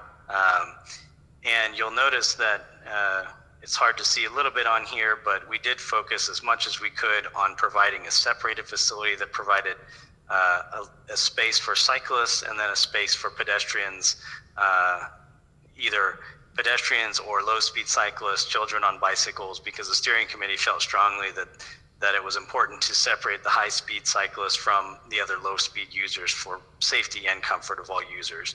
But in some locations, as you can see along Spring Street here, where we are in more residential areas, we're in people's front yards, we narrowed the facility to avoid too much impact in those yards, to the point that it becomes a shared use facility where all the users would operate in a single space. We have concept designs for that entire section, and we also did a little less detailed concept designs for the remainder of the Phase 2 and Phase 3 projects. You go to the next slide. We also did, Trevise's team at Vario did renderings for the project. This rendering shows the concept on Best Truman Parkway, and that concept is to utilize the southbound lanes, the west side of the road, for the actual facility, reuse that asphalt pavement so that we're not paving a completely new facility there. Whereas the northbound lanes right now, that roadway is actually wide enough for two-way travel, so there would be no real impact to vehicle travel. And this is an important note that a big part of this project was making sure it could be constructed within the budget. There is currently committed surface transportation program funding for this. So we did our best to both balance the community's interest, the city's needs, but also do it in a cost-effective way. And utilizing this pavement was one of those ways that we could save a lot of money on the project and still provide a very high-quality implementation. The next slide shows the concept on Winter Road, the center running facility that runs down the median on Winter Road. And this shows the segment where it would be mixed travel, cyclists and pedestrians on the Truman Connected Trail running down that median. And I should note that cyclists are allowed to ride on the street here. There's no reason that a highly skilled, high-speed cyclist would be required to use this trail, but especially the casual cyclists that we're really focused on based on the feedback from the public would likely appreciate and utilize the trail, and families with bicycling families, children, and then especially pedestrians, handicap users, people with parents with strollers, anyone with wheels really utilizing this. And this section on Winter was a key section and something that a lot of people were very interested in, making that connection to Inglewood in a really high quality way, a unique way. And again, this was a compromise to avoid impacts, to removing parking on the street, reconstructing walls in people's front yards and impacting that private property, to run this down the center that would give a unique experience, a high quality experience, and one that again avoided some of those cost and schedule implications of right-of-way acquisition or reconstruction. We also did cost estimates for this project. As I mentioned, we were aware of the Surface Transportation Program funding and budget for that. So the Phase 1 of Truman Connected was designed such that it most likely could be constructed within that budget. However, as always, construction's always changing, the climate's changing. Of course, with COVID-19, it's anybody's guess how some of those things can impact construction costs. So there's no guarantee on that, but we made the design flexible such that hopefully it can be modified through preliminary and final design phases to fit within that budget. We also have the cost estimates for Phase 2 and Phase 3 shown there. Phase 2 running on Sterling from Winter Road to 40 Highway, and Phase 3 on Blue Ridge Cutoff from 40 Highway down through the Truman Sports Complex, which about 2/3 of that route is actually in Kansas City, Missouri. So that's not all actually within the City of Independence boundary. We also included the cost estimates for the Square Streetscape project. Again, was a related project, but not actually part of this project, but was going on at the same time. So we added those cost estimates in as well. And with that, I'll entertain any questions that anybody has. Okay, thank you very much for that great presentation. I know that Councilman Perkins in particular has been very involved with this.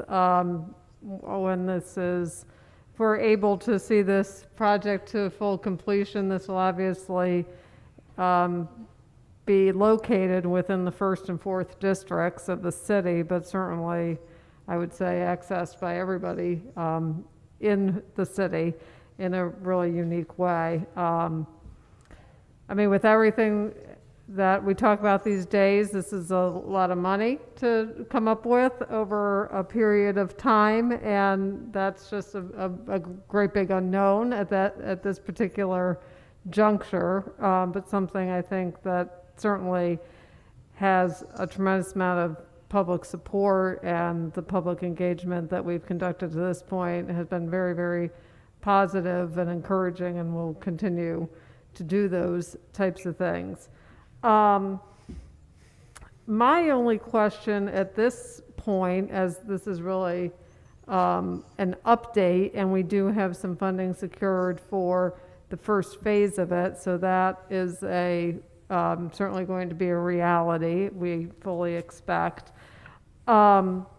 is a question about the actual design of how we, for instance, get across 23rd Street, or I know there's some railroad crossings, and when we envision Sterling, for example, which is a pretty busy street without a lot of existing, well, at least not a lot of well-maintained existing infrastructure there.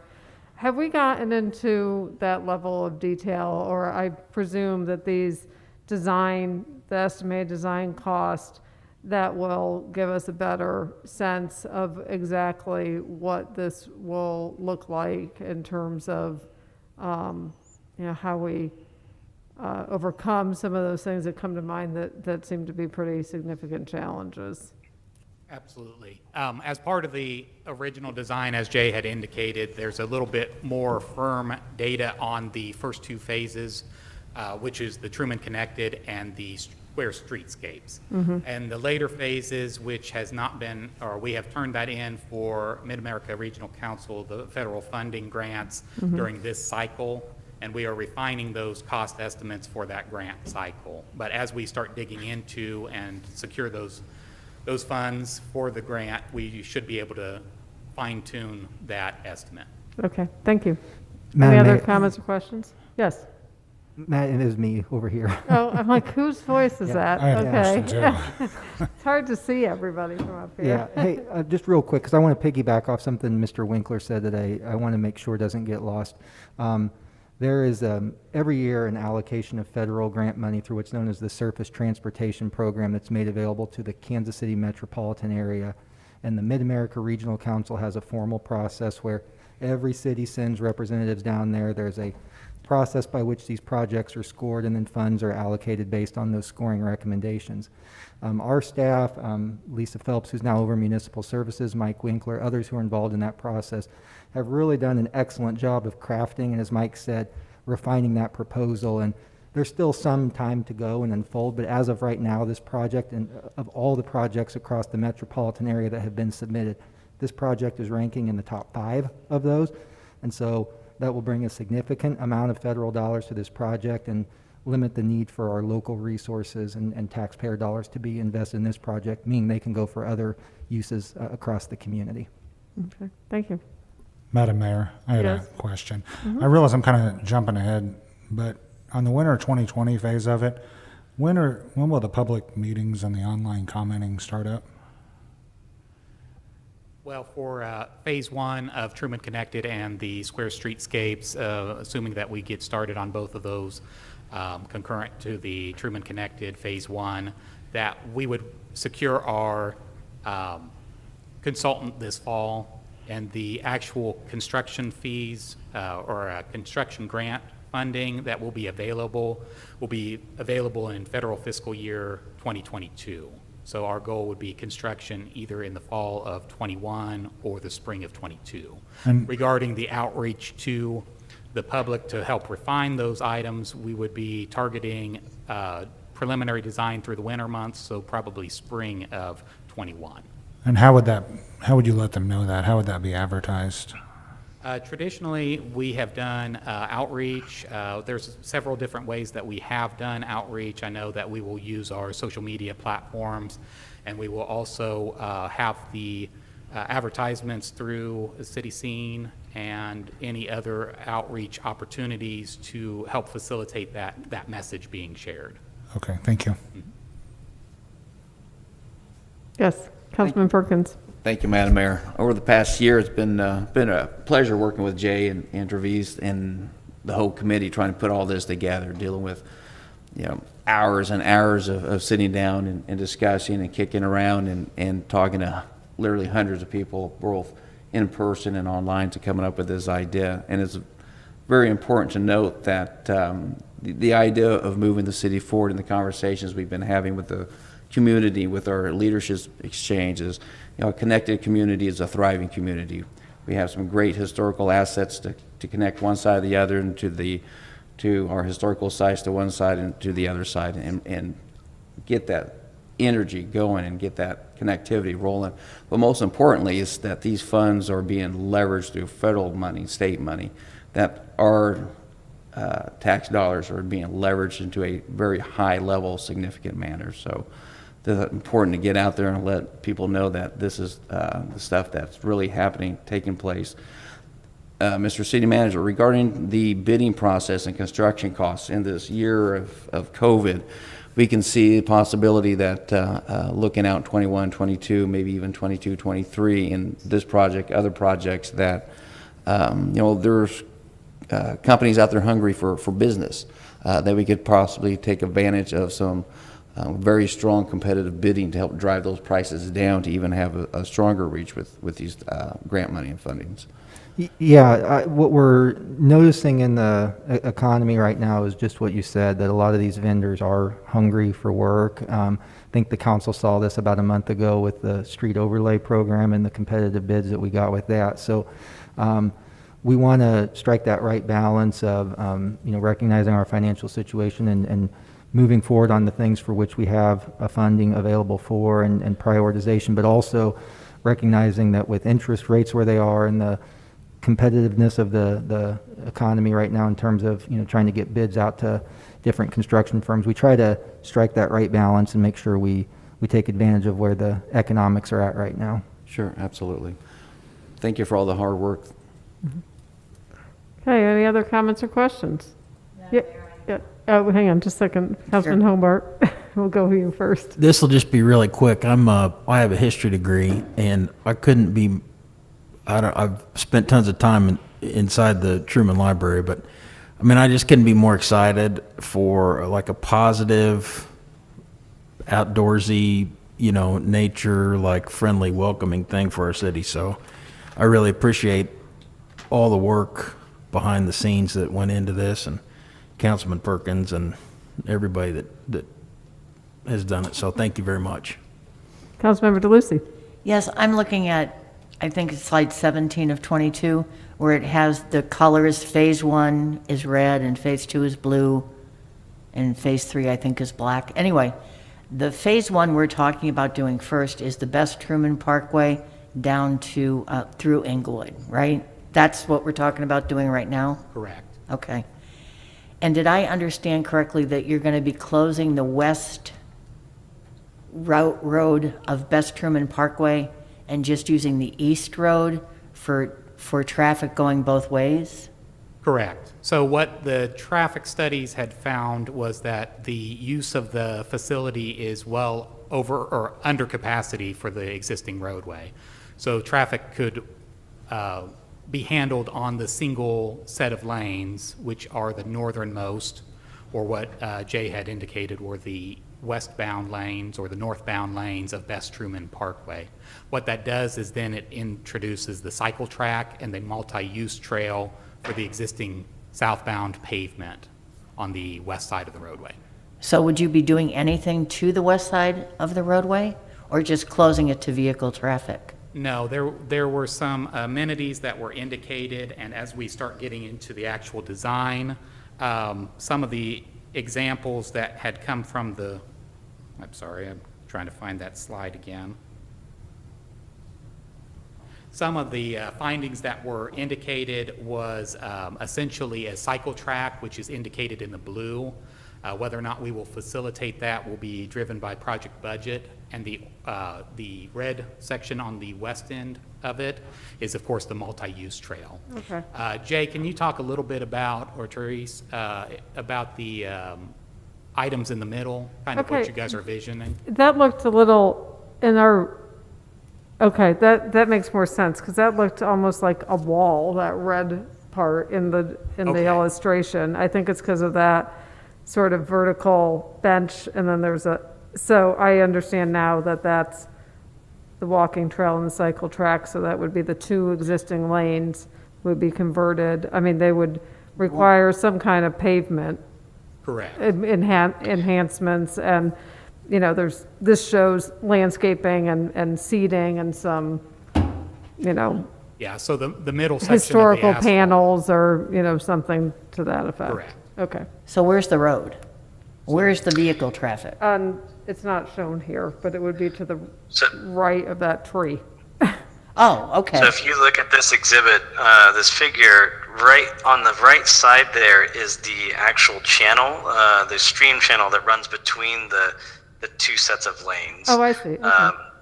So the roadway right now on both sides is approximately 24 feet wide, which is wide enough for a typical two-way road.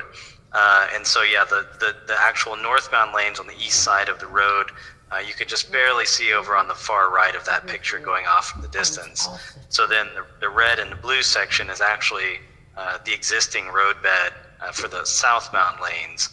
And I wanted to just clarify with the red and the blue, the intention of the concept design was to actually color or tint the pavement with a blue color and with a red color, which would both help to identify special use areas. Where it's blue, it's for cycling only; where it's red, it's for all users.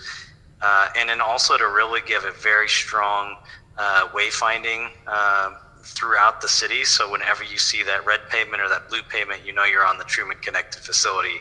So instead of relying on signs or in sidewalk stamps or monuments, you have a very strong, continuous identity throughout that corridor. As Mike said, that's obviously a cost item, and I'm sure all of that will be considered as part of that. And it's something that could be done with this first phase. It's something that could come back, and this asphalt tinting or coloring could be done at a later date as well. And then, as was asked with the middle section, the road is wide enough that you really don't need to use that entire space for cycling and walking in this area. So the center was envisioned as being that some of that pavement actually being cut out, so there could be planting, landscapings in there, benches, amenities, historical, interpretive signing, any manner of things. Trevise's group added some ideas there, but again, that's still up for further design and refinement through the process. So how far, would this go from like the library to the square? Or would this dual track go even beyond the square all the way to Lexington? I mean, I guess I'm just, because once you hit the square, do you lose one or both of these and it's just sidewalks, or are we looking at going around the square? So the square, it kind of varies throughout, just depending on how much right-of-way is available, and again, that impact to individual single-family homes. But it does vary between having separated bicycling and walking facilities to shared use facilities. So as you're coming from the library, the separated facilities extend on Best Truman and on Spring, just before White Oak there. There's a couple blocks of the shared use, but then you go back to having the separated use facility, the cycle track next to the trail. And through the square itself, the sidewalks would remain as they are today. They're already very generous, wide, and coloring the sidewalks was not desirable through the square streetscape for historical preservation purposes, but the cycle track would extend through the square on Main Street on the east side of the courthouse and on Lexington on the south side of the courthouse. And then it would extend on all the way down to Winter, where you have, so between the square and Winter, you would have the separated cycle track and trail facility next to it. And then once you get to Winter, it would convert back to that shared use path. Okay, so what's our next step?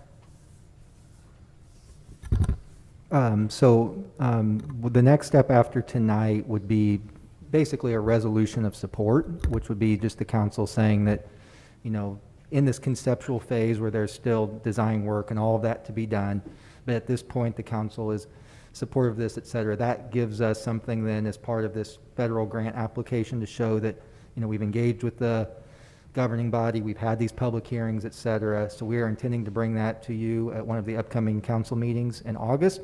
And then it's incumbent on our municipal services team to go and try to win as many federal grant dollars as they can in that competitive process, which will allow us to then continue advancing through the design and eventually the construction phase. Thank you. Mm-hmm. Okay, any other comments or questions? Okay, thank you very much. Appreciate it. We intended to have a staff report regarding seasonal fireworks sales and use that was going to be led by our fire department. That is not able to happen this evening. Mr. City Manager, when can we, I know this is an important discussion, so when do you expect to bring that forward? Yeah, let me give you just a quick update there, and I do appreciate the council's indulgence on that this evening. Our intent at this point is to introduce an ordinance for first reading next Monday night. I know the council members, I believe all of you received tremendous feedback, most of it negative, this past 4th of July. So we have tried to listen to that feedback from our citizenry, draft an ordinance in response to some of that. Our intent is to, like I said, have that introduced for first reading next Monday night, then that study session, the August 10th study session, so that we can go through some of the proposed changes with the council, see if there's any additional measures that need to be incorporated, and then second and final reading August 17th. Okay, thank you very much. This brings us to our boards and commissions report. Madam City Clerk. Yes, staff's looking for recommendation for the Truman Memorial Scholarship Fund Candidate Selection Committee. We're looking to reappoint Mary Cowan, Ann Franklin, and Sarah Zorick. If there's no objection to adding these to the next agenda, we'll add a resolution to reappoint these individuals. Is there any objection from the council? Okay, hearing none, you can add that to the next agenda. And next we have the Tree Commission. Recommendation's been made to reappoint Donna Dow and Twyla Olson Hahn to the Tree Commission, and if there's no objection, we'll add a resolution to the next agenda. Is there any objection from the council? Hearing none, we'll add that to the next agenda. Thank you. And finally, we have council committees. The Independence Honor Roll Working Group has a vacancy for a council member to fill that position, so I'm looking for a recommendation on who would be filling that position. I have a question regarding that, Madam City Clerk. Mm-hmm. Are there two council members and one alternate on that committee? Let me take a quick look.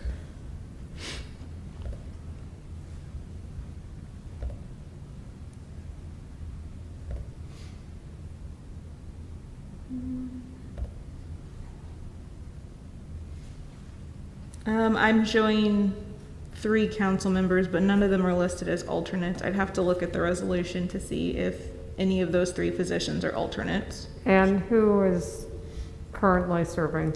Currently serving, we have Councilmember Huff and Councilmember Perkins, and then you as the mayor also has a position on that board, but you don't have an expiration of term for your position. Okay. Okay, and then Japanese Sister City, there are, the mayor serves on the Japanese Sister City Committee, and then one more council member, correct? That is correct. So that's the vacancy we need to fill. So if there's an interest from the council in filling those positions, please let Becky know. Mr. City Manager, anything else this evening? Nothing else tonight, Mayor, thank you. Okay, we are adjourned.